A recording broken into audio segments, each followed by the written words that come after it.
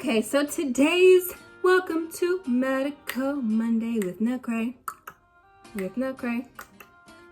Hey. Okay, so we're going to talk about today, what is depression? What does it do to the brain? What does it look like? I know being inside for these months and being quarantined and having a lot of loss happen in different facets can really take a toll on someone's mental health and just well-being in general. So I just wanted to make a video on what depression is, what it looks like, and how it affects the brain. I feel like a lot of people, there's a stigma with depression, but at some point in your life, you have dealt with or will deal with depression. Not to say that you will have a depressive disorder, but you will experience depression, because that's just life.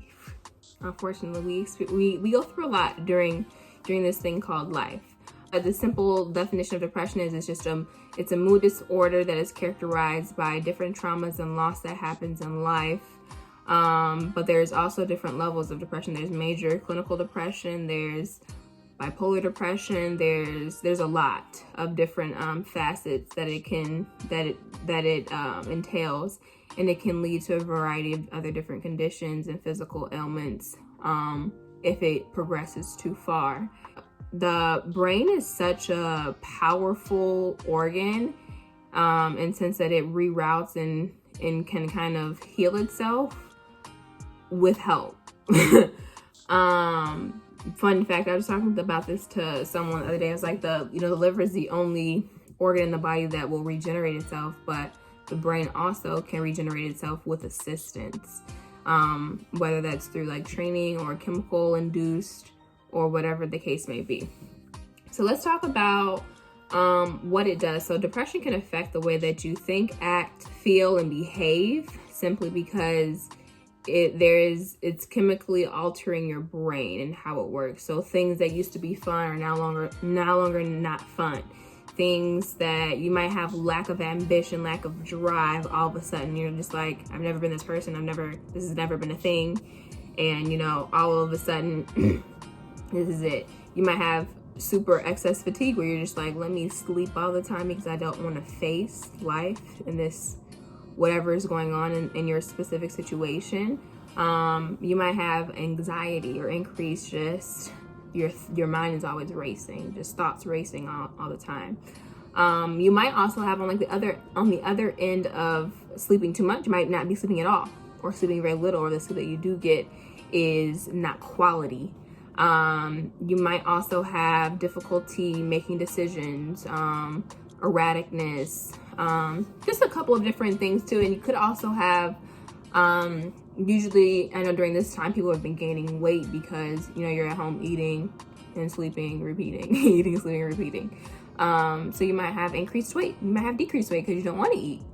You might have increased of doing things to suppress the feelings that you're having. So that could be increased use of alcohol. That could be increased use of whatever recreational drug or whatever you deem will help suppress the feelings because you just don't want to face reality.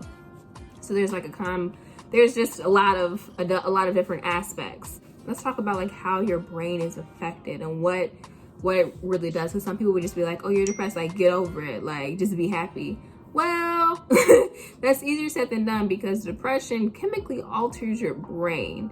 And so it's not as easy to just be like, okay, well, I'm just gonna be happy today. Yes, happiness is a choice and everything is a choice, but sometimes it requires just more than that. People who are sometimes there might be certain events in your life that could trigger depression, or certain things that could just trigger it, like events, specific situations, death, loss of a relationship, whether that person's alive or dead.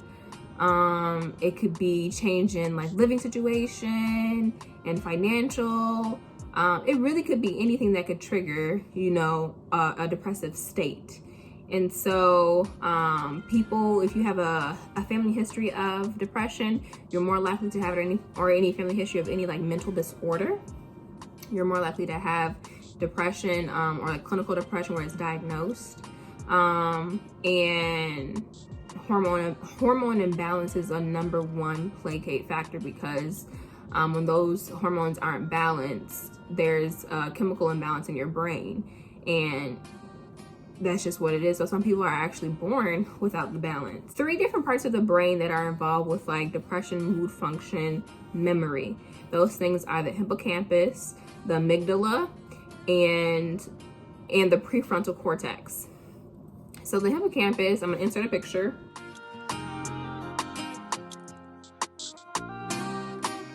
Hippocampus is located near the center of the brain. It stores memories and regulates a hormone called cortisol. Cortisol is released during times of mental and physical stress. And this could be including during depression.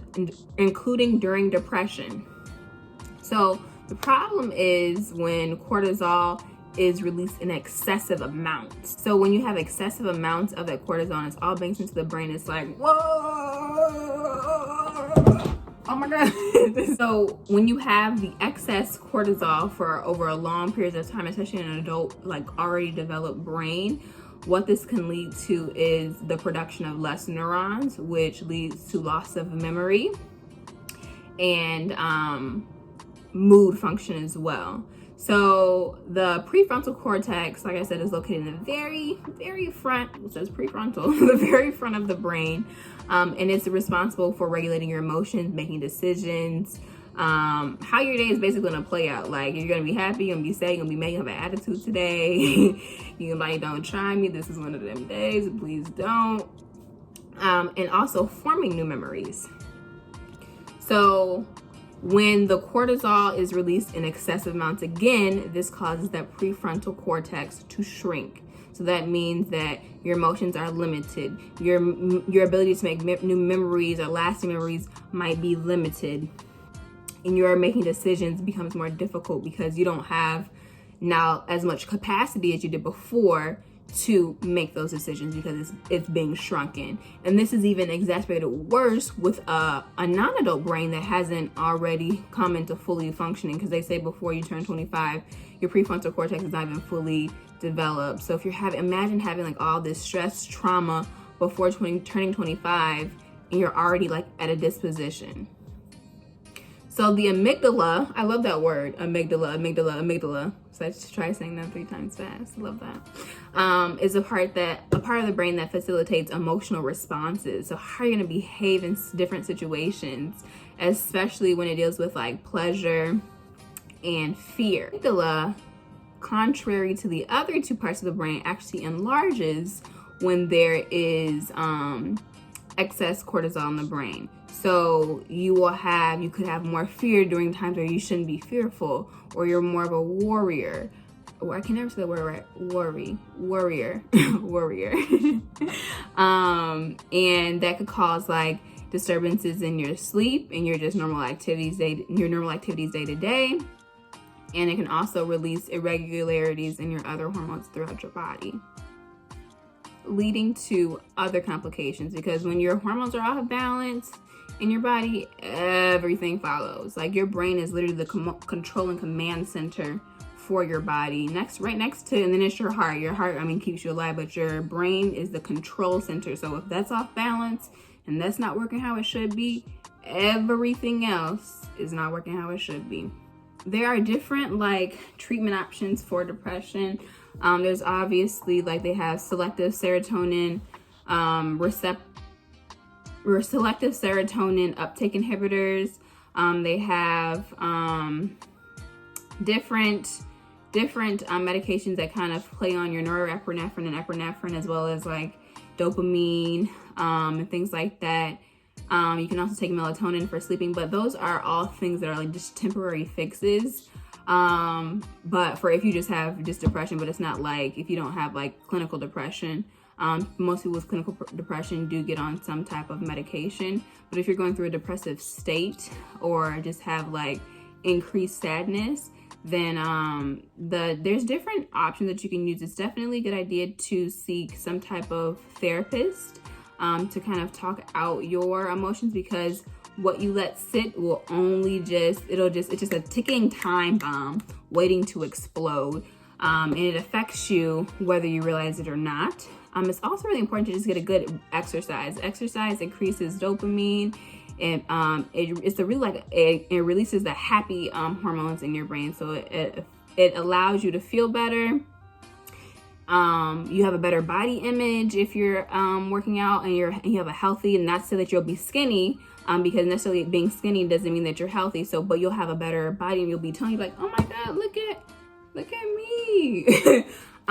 You'll just be more healthy, eating healthy foods. So eating foods that don't have all of these chemicals and preservatives and things that already kind of make you lethargic and fatigued. So eating fresh live vegetables, fresh live foods, is a really good option to just kind of,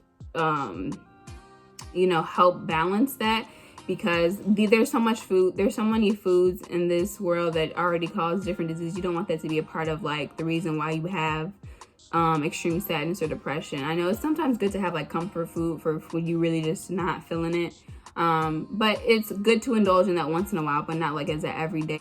You can also just hang out with friends, more time with people, finding things that make you happy, whether that's through activities, sports, also getting into a good routine, or really honing in on your spirituality or relationship with God. That will help as well. And then I just think the biggest thing for this is definitely seeking out professional treatment, and seeing a therapist. Therapists are so stigmatized, and they're so needed. Like, you need to get, like, when you literally like release what you're going through and like your issues and your concerns and your traumas, there's like a huge weight lifted. And so, and it's funny because therapists also need therapists. Because like, imagine walking around with someone else's like heaviness and trauma, and now they have to go see someone as well. So everybody needs therapy. I'm a huge advocate of it because we go through a lot in life. So seek out a therapist, and sometimes don't just go to one therapist and be like, I didn't like that person, so now I'm just done with therapy. Try a couple of different ones that you see which ones you can relate to the most. I've had to go to a couple of different therapists to see which ones I relate to. I'm still trying to find me a good therapist. If you guys have any recommendations on Black therapists, please put them in the description box below. But definitely, you are not alone if you're fighting depression or having extreme moments of sadness. There are a lot of people that are out there that are experiencing that, and I myself have experienced depression and depressive states at different points and pinpoints of my life. And it is a choice to seek out these different resources that you have available so that you don't have to stay there, because it's not fun, being in those places. So definitely utilize the resources that you have available, and know that you are not alone, and God is also with you at all times to help you through those. And just seek positivity in those resources that you have available. But without making this video too long, that's all I have. If you guys have any questions, concerns, comments, please leave them in the comments below. I would also like to hear how you've overcome a depressive state or depression. If you have, that would be cool to leave in the comments below, so we can kind of like just talk it through. But thank you so much for joining this Medical Monday with Nicrae. I hope to see you next time.